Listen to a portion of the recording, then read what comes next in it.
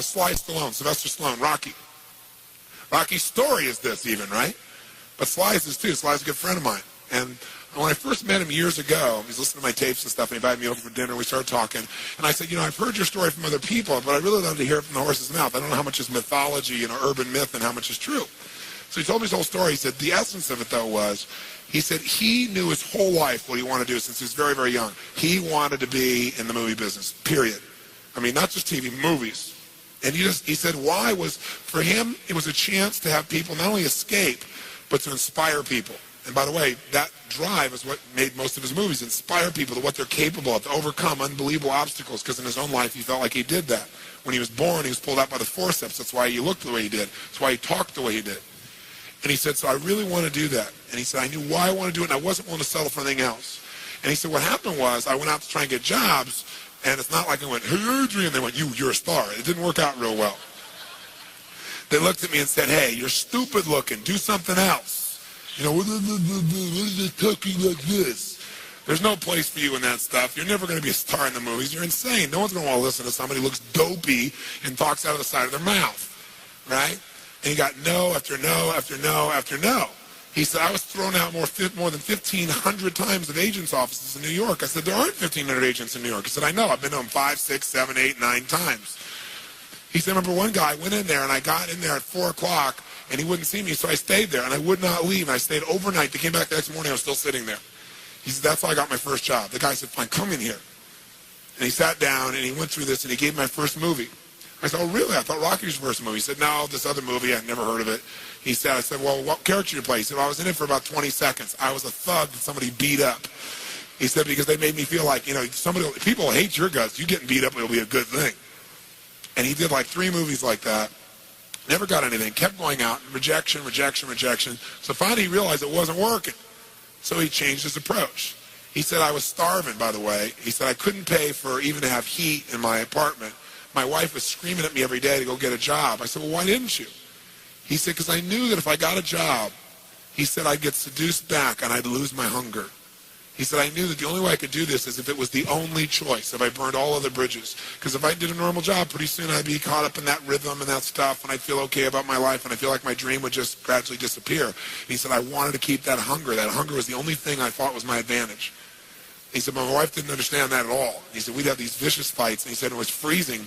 So I was broke, we had no money, and he said, so I finally went to the public library one day because it was warm. So I didn't want to read anything. So I went in, New York Public Library. He said, I was hanging out there, and I sat down in this chair, and somebody left a book there. And he said, I looked down at this book, and it was the poems of Edgar Allan, stories of Edgar Allan Poe. And he said, so I started reading it, and he said, I got totally into Edgar Allan Poe. And he said, I know everything about it. He goes on for another 20 minutes telling me about Edgar Allan Poe. He knows everything, how he died, what it was about, what really happened. And I said, well, what did Poe do for you? He said, Poe got me out of myself. He got me to think about how I could touch other people and not worry about myself so much. And he said, it made me decide to become a writer. I said, just imagine Rocky the writer, right? And he said, so I tried to write a bunch of screenplays. Nothing worked.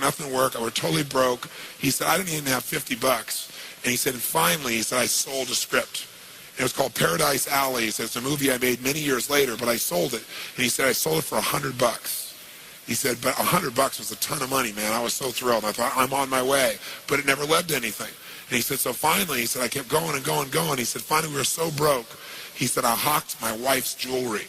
He said, Tony, there's some things in life you should never do. He said, that was basically the end of our relationship. She hated my guts so much. He said, now we were so broke, we had nothing, no food, no money. And he said, the one thing I loved most in the world was my dog. He said, I love my dog because he gave me unconditional love, unlike my wife. And he said, so what happened was, though, we were so broke that to survive, I couldn't even feed my dog. So I went to a liquor store. He said, it was the lowest day of my life. And I stood outside the liquor store trying to sell my dog to strangers. He said, I tried to sell my dog for $50. And he said, finally this one guy negotiated with me and bought my dog for me, my best friend on earth, for $25. He said, I walked away from there and I cried. He said, it was the worst thing that ever happened in my life. He said, 2 weeks later, I'm watching a fight between Muhammad Ali and Wepner, this white guy that's getting bludgeoned but just keeps on coming. And he said, I got an idea. He said, as soon as the fight ended, I started writing. He said, I wrote for 20 straight hours. I did not sleep. I wrote the entire movie in 20 hours straight. Right then. Saw the fight, wrote the movie. Whole thing, done. He said, I was shaking at the end. I was so excited. He said, I really knew, man. I knew what I wanted.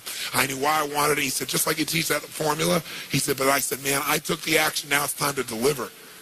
And so he said, I went out and started trying to sell it to agents. And they all would read it, and they'd say, you know, this is predictable. This is stupid. This is sappy. He said, I wrote down all the things they said, and I read them the night of the Oscars when we won. Right? He said, it was really good, right? The greatest revenge is massive success. And he said, so what happened was, he said, I kept going, trying to sell it, nobody going, I'm broke, I'm starving. He said, finally, I meet these guys, they read it, and they believe in the script, and they love it. And they offer me $125,000 for my script. I said, oh my God, you must have been out of your mind. He said, I was. I said, just one thing though, guys, you got a deal based on one thing. And they said, what's that? He said, I got a star in it. They went, what are you talking about? You're a writer. He said, no, I'm an actor. He said, no, you're a writer. He said, no, I'm an actor. That is my story, and I'm Rocky. He said, I got to play it. You know, I got to be the head person. I got to be the starring role. And they said, there's no way. We're not going to pay you $125,000, take some no name and stick you in that and throw our money away. We need a star, you know? And they want to have Ryan O'Neal play Rocky, to give you a picture. Can you imagine? That's who they picked, right? And so he said, no way, Ryan O'Neal isn't Rocky. I'm Rocky. Went through this whole thing, right? They finally, they said, well, take it or leave it. He said, I left the room. I said, if that's what you believe, you don't get my script. And he left. Here's a man with no money, none, totally broke, offered $125,000 more money than he'd seen in his lifetime. And he walked away because he knew his real what? Knew his real what? And why he wanted it. He was committed to it. So he said they called him a few weeks later, and they came and brought him back, and they offered him $250,000. He turned it down, $250,000 to star in his own movie. They came back, their final offer was $325,000. They wanted this thing. He said, not without me, and they said no.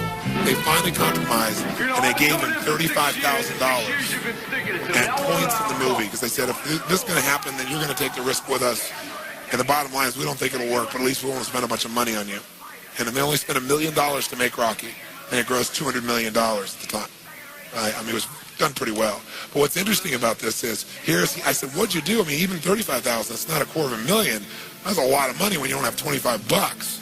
I said, what's the first thing you did? I figured you went out and partied or something. He said, I went to that liquor store for 3 straight days and hoped that the man who had my dog frequented the store. He said, because I want to buy back my dog.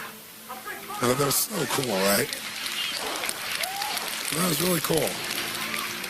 I said, what happened? He said, third day I was there, this guy walks by, and I see him, and I can't believe it, and there's my dog. And I looked at him, and I said, sir, remember me? And he said, it had been about a month and a half by the time this had all come about.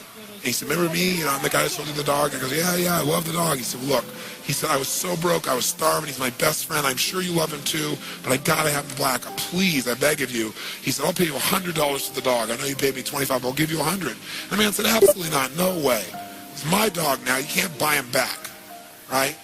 And Sly said, you know, Tony, you know, he said, know your outcome? I said, yeah. He said, I knew it. And he said, I kept changing my approach. So I went, $500 for the dog. The guy said, absolutely no way. He said, $1,000 for my dog.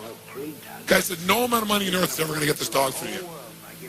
I said, what'd you do? He said, I knew my outcome, right? Because he listened to tapes, kept to him. He said, I decided to take massive action. He said, I got my dog. I just kept changing my approach, so I got it. I said, what'd it cost you? $15,000 and a part in Rocky. The guy's in Rocky.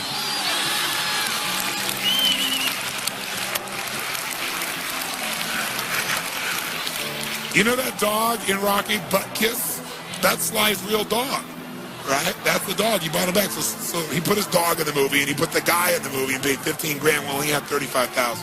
Isn't that pretty cool? Pretty awesome.